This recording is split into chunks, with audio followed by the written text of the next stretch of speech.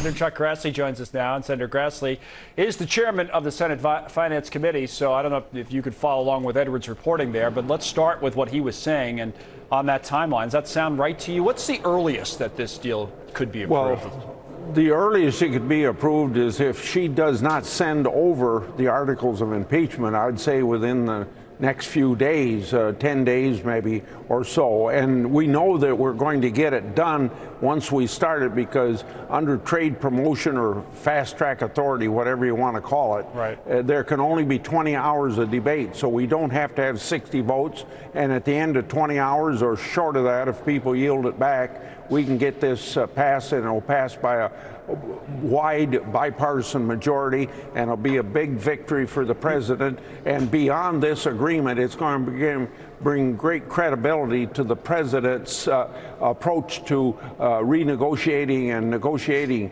trade agreements. You know, that's been questionable till now, but with his success in China and his success with USMCA, it gives great credibility to his approach. You mentioned 10 days. Is that a number that Leader McConnell has mentioned to you, that if you don't get the articles of impeachment, say within 10 days, then you'll have a vote? Is that what you're saying?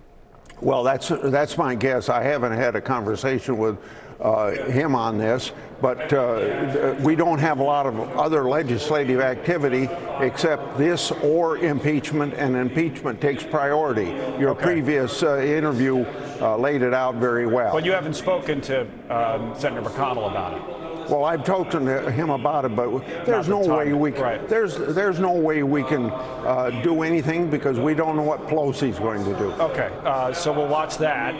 In the meantime, on the merits, as you mentioned and as has been reported widely, this has bipartisan support. We were just waiting for it to get done for a long time, and as was mentioned in the debate today, that's not to say it's perfect. So let me ask you about some of what the critics have brought up. I think the loudest of the critics probably has been Senator Toomey, right, on the Republican side. He was quoted as saying that for the first time you have a trade deal which, in his view, moves us backwards. In other words, this isn't as good as NAFTA. So if you can give me some specifics, why is USMCA better than NAFTA? Well, a 25-3 vote in my committee, for one. An overwhelming vote, 350 or more than that in the House of Representatives, is another good indication of it. And then remember that all the people that voted against NAFTA the last 30 years that have been saying NAFTA is so bad, they are voting for that now. So that ought to be enough political proof that it's better. But let me give you some figures. For agriculture, we've never been able to get our eggs and our dairy and our cheese and other products, poultry products, into Canada. We could never get our very best wheat into Canada, and this is going to give us an opportunity to do that. It's going to add $65 billion to the economy, according to the International Trade Commission.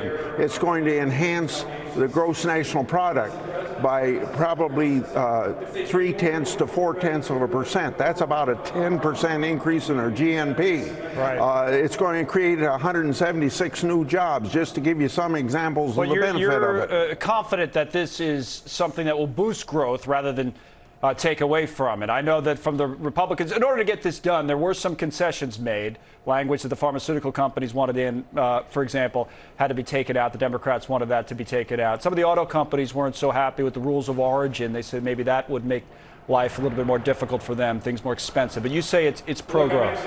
Well, the auto industry, the ITC says, is going to invest $34 billion. It's going to create 176,000 jobs. Wages in the automobile manufacturing undercut by $8 wages in Mexico. 50% of the parts of a car have to be paid at least $16 an hour. Right. And domestic content has to go from 62.5% up to 75%. So this is going to be jobs, jobs, jobs, and better paying jobs in the auto industry. One question, Senator, if you would, on Iran before we let you go. As you know, the Gang of Eight congressional leadership supposed to be briefed at this hour. I assume you'll be part of an all-senators briefing on the situation tomorrow, so you'll probably learn more about what's going on. But from what you know now and what you've been told, what's your take on the situation with Iran? How close to war are we with Iran right now? Well, first of all, you got to remember we've been in war with Iran ever since the Islamic Revolution of 1979. How many, for decades, we've heard about death to America, death to Israel. We've had 600 American soldiers killed as a result of what this general did in Iraq. We've had our embassies in East Africa bombed, 20 years ago. He's got his fingers in every terrorist plot in the Middle East. So we did the right thing, because the number one responsibility of the President of the United States is to protect the American people. And there should be no question about that. And some members of the Senate of the other party have been bringing up, well, they weren't notified about it. Well, I can tell you that some in the Gang of Eight were not notified about President Obama killing